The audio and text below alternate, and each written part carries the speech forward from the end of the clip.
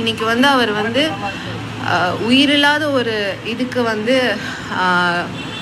Fight பண்ணுறாரு அவர்.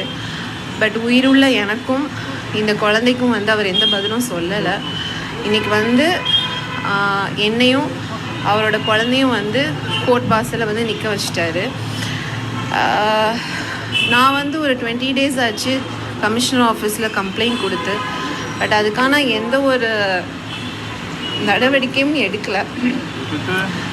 Because அவருக்கு நிறைய இன்ஃப்ளூயன்ஸ் இருக்கிறதுனால.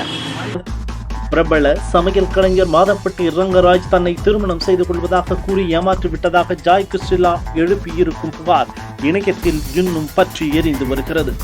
இந்த நிலையில் தன்னை பற்றி அவதூறு கருத்துக்கள் தெரிவிப்பதை தடுக்கவும் அவதூறாக வெளியிட்ட வீடியோக்களை நீக்க உத்தரவிடக் கோரியும் மாதம்பட்டி ரங்கராஜ் சென்னை உயர்நீதிமன்றத்தில் வழக்கு தொடர்ந்துள்ளார். அதேபோல் மாதம்பட்டி ரங்கராஜ் பங்குதாரராக இருக்கும் மாதம்பட்டி தங்கவேலு பிரைவேட் லிமிடெட் நிறுவனத்தை தொடர்புபடுத்தி ஜாய் கிறிஸ்டிலா பேசியதால் அந்நிறுவனத்திற்கு 15 நாட்களில் 12.5 கோடி ரூபாய் இழப்பு ஏற்பட்டதாக கூறி மற்றொரு மனுவும் தாக்கல் செய்யப்பட்டிருக்கிறது.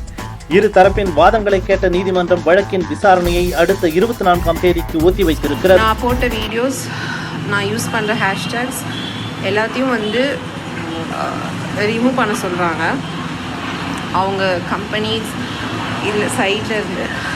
நான் ஒன்று கேட்குறேன், நான் எந்த தப்புமே போடவே இல்லையே. நான் வந்து இந்த குழந்தையோட அப்பா மாதம்பட்டி ரங்கராஜ், அதை தான் நான் வந்து எக்ஸ்போஸ் பண்ணேன்.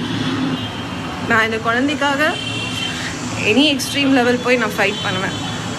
எனக்கு வந்து ஜஸ்டிஸ் கிடைக்கிற வரைக்கும் நான் போராடுவேன். அது எந்த லெவலாக இருந்தாலும், அவங்க என்ன இன்ஃப்ளூயன்ஸ் பண்ணாலுமே நான் ஃபைட் பண்ணுவேன். அதுக்கு நான் ரெடியாக இருக்கிறேன். இன்றைக்கி வந்து